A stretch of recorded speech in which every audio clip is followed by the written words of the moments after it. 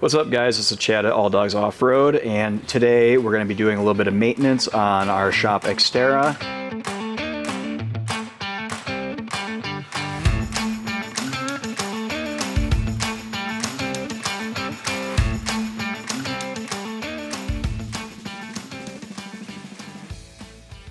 We've noticed driving down the road that the front end's got a little bit of shake to it, and we've had the Xterra on a lift previously and did a little bit of checking, basically get the vehicle in the air and do your 3 o'clock and 9 o'clock shake on the front wheel, and then a 12 o'clock 6 o'clock.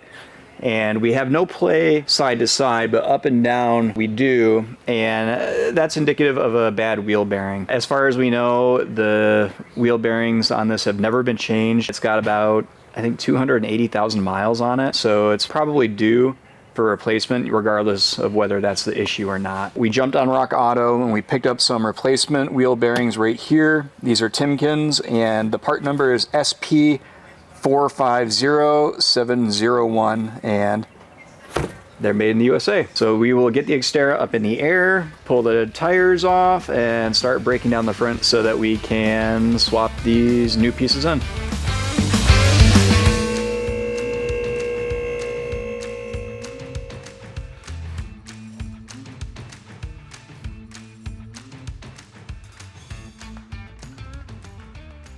So typically when you have a bad wheel bearing, you'll get a vibration that you'll hear when you're driving down the road. Now, because we have mud terrain tires on, there's always a vibration. It's really noisy. But another telltale is going to be a little bit of looseness in your front. So if you have the vehicle in the air, typically what you would do to check for, say, tie rods is you would wiggle side to side like this, and if you feel any sort of play or clunking there, that can be an indication that your tie rods are bad, inner or outer.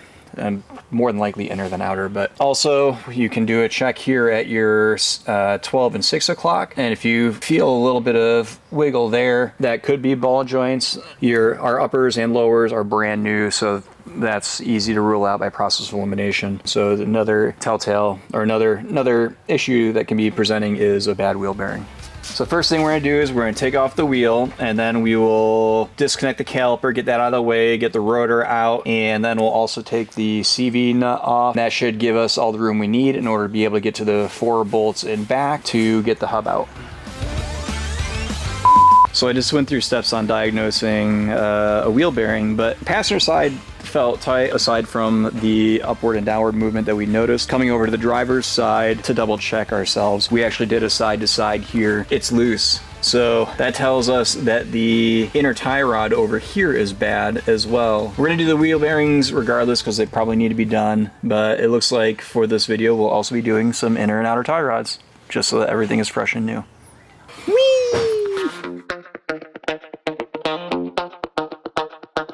Alright guys, after a quick parts run, our parts list has multiplied. So we've got some inner and outer tie rods here. These are Master Pros from O'Reilly's. Typically we like running Moog OE components, but they didn't have them in stock, and we want to get this project done rather than wait for Rock Auto to ship. We'll make do with what's available.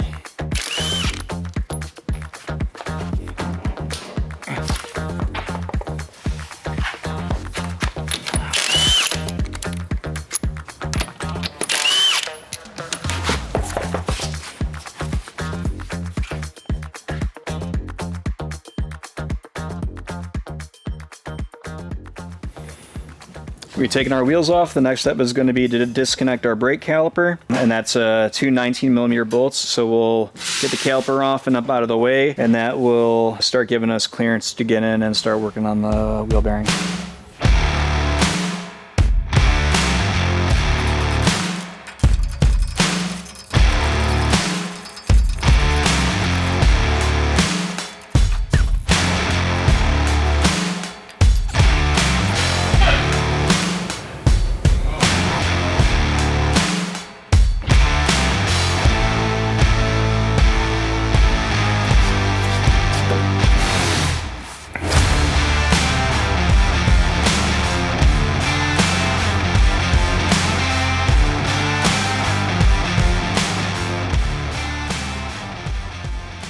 So we got the brake caliper disconnected and out of the way, and we've took the brake rotor off. So we're gonna remove our cotter pin, remove our nut here. And then there will be 4 bolts on the back of the hub, and then just your wheel speed sensor, which has a clip that's up by your coil bucket. So we will get the cotter pin and nut off here, get our 4 bolts, and continue on.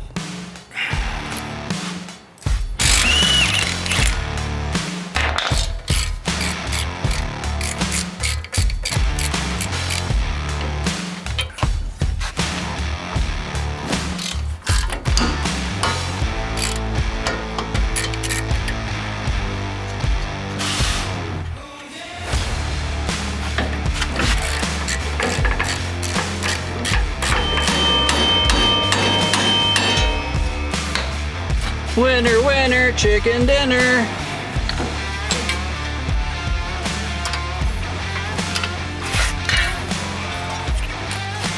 Here's your dust shield. Here's your wheel bearing. Feels a little grody, so it's probably good that we're changing it.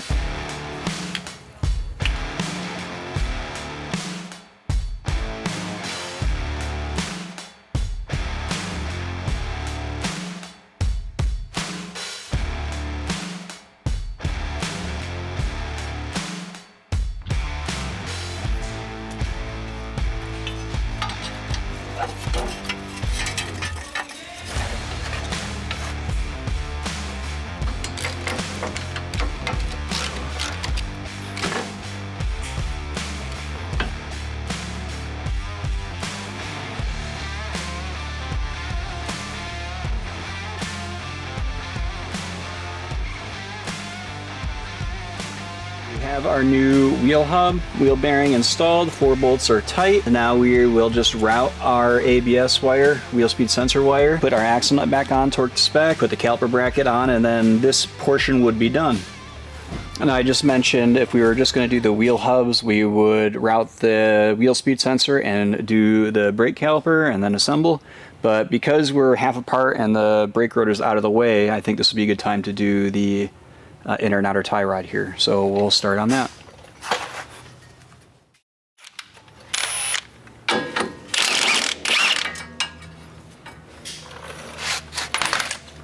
So on this Xterra, the tie rod nut here is 22 mil. I like to thread it up just above the threads here, and you can do a couple taps here to kind of vibrate and break things loose, and then a single hit and it should come right out. So that's your outer.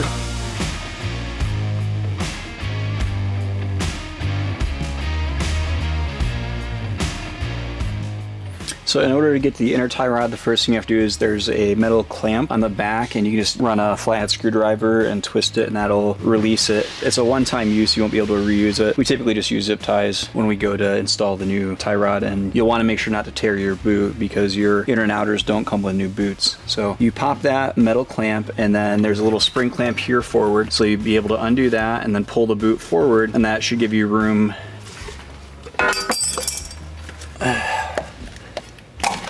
to access your socket here for your inner.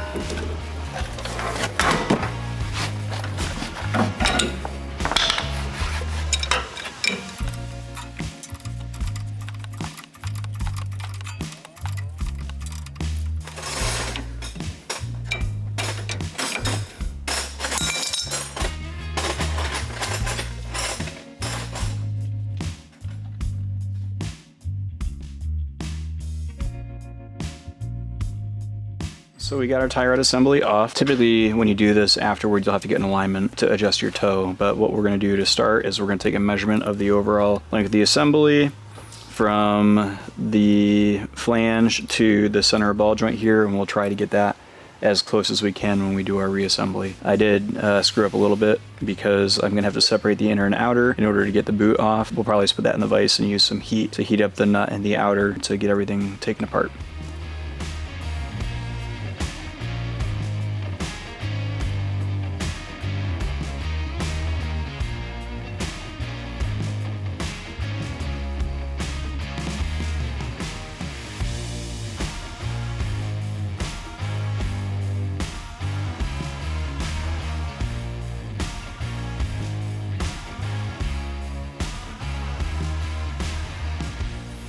So now that we have our old tie rod assembly disassembled, we're gonna start to assemble our new tie rod assembly. So you'll take your lock nut off, and then we're gonna put the boot on along with the spring clamp, and then we're gonna dial in the length as close as we can, and then we're just gonna put it all back together.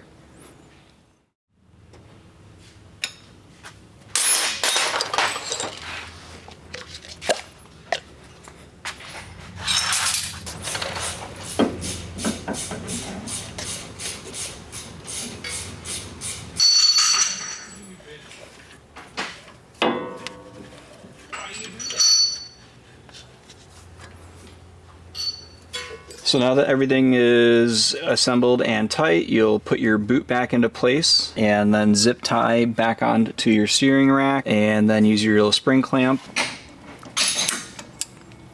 And then you should be done.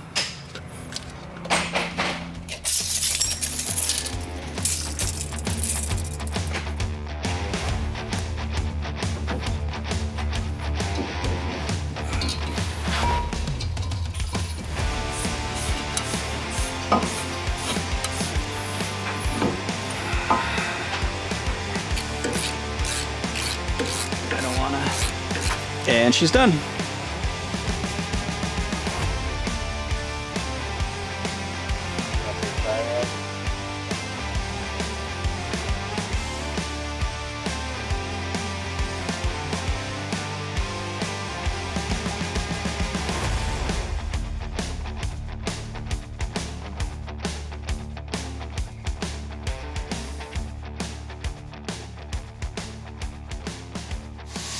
So now we have the driver's side all done. We're gonna basically rinse and repeat on the passenger side. So we're gonna take the brake caliper off, zip tie it up out of the way, take the brake rotor off, remove the axle nut, get our 4 bolts behind the spindle, and then put that back together with the new wheel bearing, and then we'll do a new inner and outer tie rod.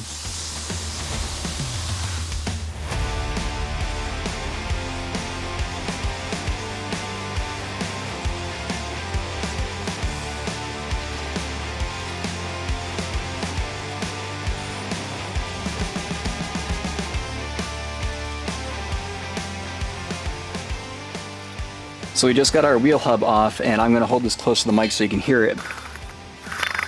She was definitely bad. Doesn't really have a lot of play, but man, is it not very good sounding. So good thing that we're doing this. She shot.